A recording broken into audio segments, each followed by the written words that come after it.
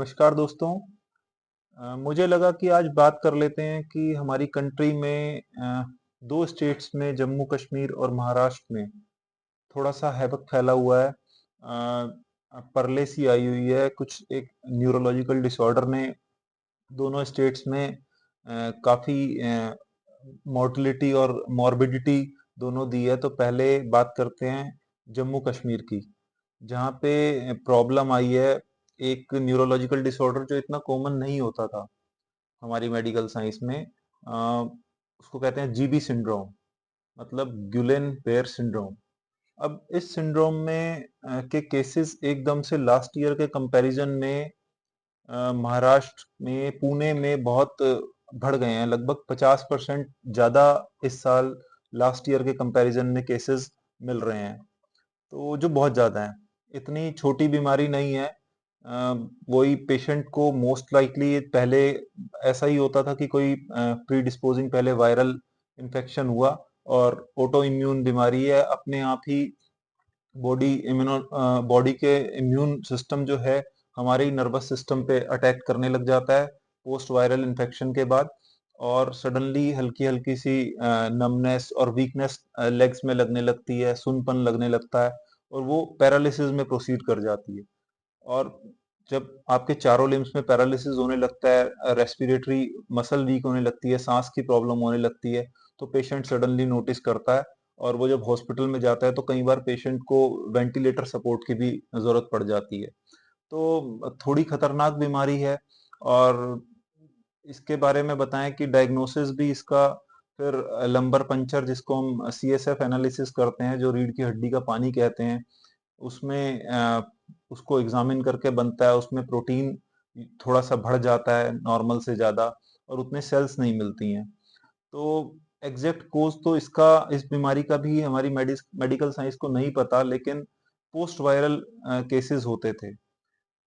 बस एक ही अच्छी बात है कि हाँ, रिकवरी इसमें काफी केसेस में अच्छी हो जाती है। उसमें कोई रेजिडुअल, कोई डिसेबिलिटी पेशेंट को ज्यादातर केसेस में नहीं बचती, लेकिन बहुत प्रोलॉन्ग डिजीज है, 3 से 6 महीने तक लग जाते हैं रिकवर होने में पेशेंट को। तो इतनी छोटी भी बात नहीं है। हॉस्पिटलाइजेशन की भी जरूरत पड़ती है, एडमिशन की भी, क्योंकि सांस की दिक्कत होने लगती है। कई बार पेशेंट वेंटिलेटर पे भी चला जाता है। तो लगभग 80-85% केसेस तो रिकवर करते हैं, लेकिन टाइम बहुत लग जाता है। तो इतनी छोटी बीमारी नहीं है। तो पुणे में बहुत ज्यादा फैल रही है। दूसरी चीज जो आजकल फैल रही, जो पिछले मोस्ट लाइकली 7 दिसंबर में नोटिस आई थी सबसे पहले जम्मू कश्मीर में। जम्मू कश्मीर के एक रजौरी डिस्ट्रिक्ट के गांव में, जिसका नाम बढ़ैल है, जहाँ पे उस समय में दिसंबर में 5 डेथ हो गई थी इसी एक न्यूरोलॉजिकल डिसऑर्डर से। वो कुछ अलग है, उसका कुछ पता ही नहीं है अभी तक क्या हुआ है। और अब उस डेथ की जो काउंटिंग है जम्मू कश्मीर के उसी रजौरी एरिया में, सेम गांव में 17 डेथ हो गई हैं। और एक ही फैमिली के 8 लोगों की डेथ, जिसका नुकसान होता है उसे पता चलता है कि एक ही फैमिली के अगर 6 बच्चे और 2 पेरेंट्स चले जाएं तो कितना बड़ा लॉस है। उसके लिए भी बहुत ज्यादा रिसर्च चल रही है। यही कहा जा रहा है क्या पेशेंट्स को क्या हो रहा है।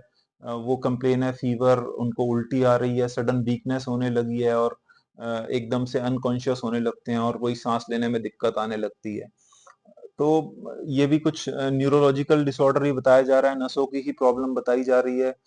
ब्रेन में एडिमा होने लगता है, सूजन आने लगती है और पेशेंट्स कलेप्स कर जा रहे हैं। तो वहाँ पे टीम्स आई हुई हैं पुणे से, हमारे जो इंडियन इंस्टीट्यूट ऑफ वायरोलॉजी है वहाँ से, पीजीआई और एम्स, दोनों सब जगह से टीम आई हुई है और वहाँ से सैंपल कलेक्शन हुए हैं उस विलेज से। लेकिन कोई बहुत ज्यादा कुछ ऐसा तो नहीं मिल पाया है। लेकिन एक पानी, जो वहाँ के पानी में कुछ पेस्टिसाइड्स या इंसेक्टिसाइड्स मिले हैं, जो कि जो हो सकता है कि वो भी न्यूरोटॉक्सिक हों। अभी तक कुछ ठीक से क्लियर नहीं है, लेकिन हाँ, एक बात क्लियर है कि कोई भी बैक्टीरिया या वायरस वहाँ जम्मू कश्मीर में अभी तक नहीं मिला है। तो बट अभी भी स्टडी चल रही है। तो क्या कहा जा सकता है कि बस यही है कि मान लें कि यही लगता है कि शायद कोई वायरस नहीं है, न्यूरोटॉक्सिन के कारण ही कुछ हो सकता है कि ये कुछ केमिकल पॉइजनिंग हो रही हो, क्योंकि एक ही जोन में हो रही है। क्या कहा जा सकता है? हाँ, न्यूरोटॉक्सिन बड़ी खतरनाक चीज होती है। कहीं ना कहीं मैं आपको बता दूं कि स्नेक बाइट से भी जो हमारे नर्वस सिस्टम को अटैक करता है, वेनम जो होता है उसका पॉइजन होता है। न्यूरोटॉक्सिन वो भी रिलीज कर सकते हैं, केमिकल्स भी रिलीज कर सकते हैं, जैसे वहां के पानी में पेस्टिसाइड्स और इंसेक्टिसाइड्स मिले। और इसके साथ साथ कई बार कोई बैक्टीरियल इन्फेक्शन भी होता है जिसको हम कहते हैं क्लोस्ट्रीडियम बोटुलिनम, तो वो भी एक पॉइजनिंग कर देता है, जिसको न्यूरोटॉक्सिक पॉइजनिंग करते हैं। तो कारण तो ये बहुत सारे होते हैं, बट जम्मू कश्मीर के उस विलेज में, रजौरी डिस्ट्रिक्ट में अभी तक एग्जैक्ट पिक्चर नहीं क्लियर हुई है कि क्या चीज है वो, क्या चीज डैमेज कर रही है, इतनी ज्यादा मॉर्टेलिटी कर रही है। होपफुली हो सकता है वो कोई केमिकल ही हो, कि जिससे कि, क्योंकि वायरस अगर होगा तो बहुत जल्दी स्प्रेड कर जाएगा। मुझे लगा कि एक इम्पॉर्टेंट इंफॉर्मेशन है तो आपसे शेयर कर ली जाए। अपनी इम्यूनिटी का विशेष ध्यान रखना। आप अपना ध्यान रखिए बहुत बहुत।